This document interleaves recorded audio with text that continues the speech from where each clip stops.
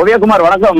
நிச்சயமாக திருநெல்வேலி மாநகராட்சியால் வீணடிக்கப்பட்ட திட்டங்கள் ஆயிரக்கணக்கில் ஒரு புறம் இருக்கின்றன. அதன் மதிப்பு 1 கோடியா 2 கோடியா என்றால், ஸ்மார்ட் சிட்டி திட்டத்தின் கீழ் மத்திய அரசு வழங்கிய 1000 கோடி ரூபாய் நிதியில் மக்களுக்கு பயன் தந்த திட்டங்கள் எத்தனை, பாதியிலேயே கைவிடப்பட்ட திட்டங்கள் எத்தனை என்ற கேள்விதான் திருநெல்வேலி மாநகர பகுதி மக்கள் அனைவரின் மனதிலும் இன்று பூதாகரமாக எழுந்து நிற்கிறது.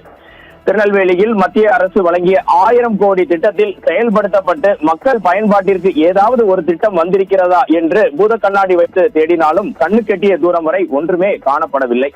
திருநெல்வேலி ஜங்ஷன் புதிய பஸ் நிலையம், முறையான அரசு துறைகள் அனுமதி இல்லாமல் ஷாப்பிங் காம்ப்ளெக்ஸ் போல கட்டப்பட்ட கட்டிடம், பல கடைகள் இன்றும் பூட்டியே கிடக்கின்றன.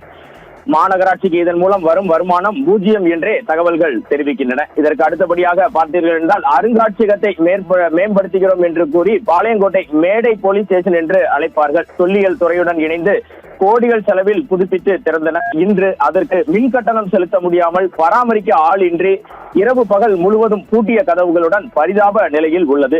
இதற்கு அடுத்தபடியாக பார்த்தீர்கள் என்றால், நகரத்திற்கு சம்பந்தமில்லாத காட்டு பகுதியில் கட்டப்பட்ட பழைய பேட்டை லாரிகள் முனையம், கோடிக்கணக்கான பணம் இங்கும் வீணடிக்கப்பட்டுள்ளது. இன்று லாரிகளுக்கு பதிலாக குப்பைகள் தான் அதன் நிரந்தர விருந்தினர்களாக காணப்படுகிறது.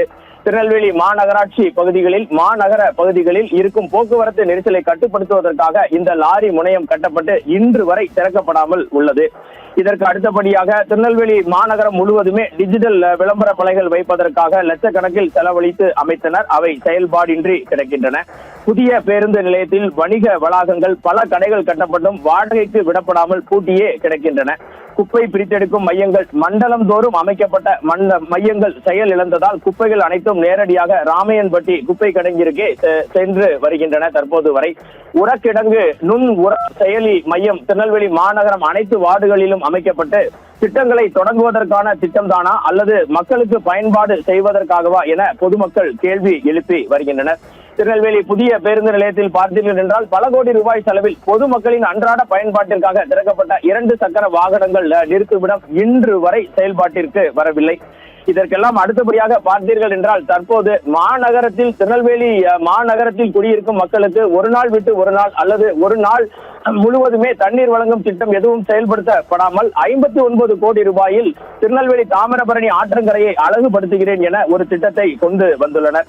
திருநெல்வேலி மாநகராட்சியின் பல்வேறு திட்டங்களும் செயல் அளவிலேயே இருக்கின்றன. ஏற்படுத்தப்பட்ட திட்டங்கள் எதுவுமே பொதுமக்களின் பயன்பாட்டிற்கு கொண்டு வரப்படவில்லை என்பதே பொதுமக்களின் என்ன கருத்தாக இருக்கிறது.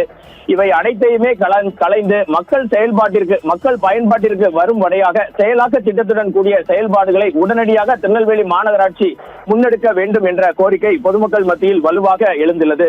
இதற்கெல்லாம் மேலாக கடைசியாக நடைபெற்ற மாமன்ற கூட்டத்தில் 8 நிமிடத்தில் 80க்கும் மேற்பட்ட திட்டங்களை நிறைவேற்றியதாக கூறி அரசியல் தலைவர்களின் படங்களை வைப்பதற்கான தகராறினை மேற்கொண்டு அந்த கூட்டமும் 10 நிமிடத்திற்குள் அடைத்து முடிவடைந்து விட்டது. எந்த திட்டம் கொண்டு வந்தார்கள், எந்த தீர்மானம் நிறைவேற்றப்பட்டது என்பது பொதுமக்களுக்கு இன்று வரை கேள்விக்குறியாகவே உள்ளது. இவை அனைத்தையும் கலைந்து பொதுமக்கள் பயன்பாட்டிற்காக பொதுமக்களிடமிருந்து வாங்கப்படும் வரிப்பணத்தை பயன்படுத்த வேண்டும் என்பதே பொதுமக்களின் அன்றாட கோரிக்கையாக எழுந்துள்ளது. ஓவியா குமார்.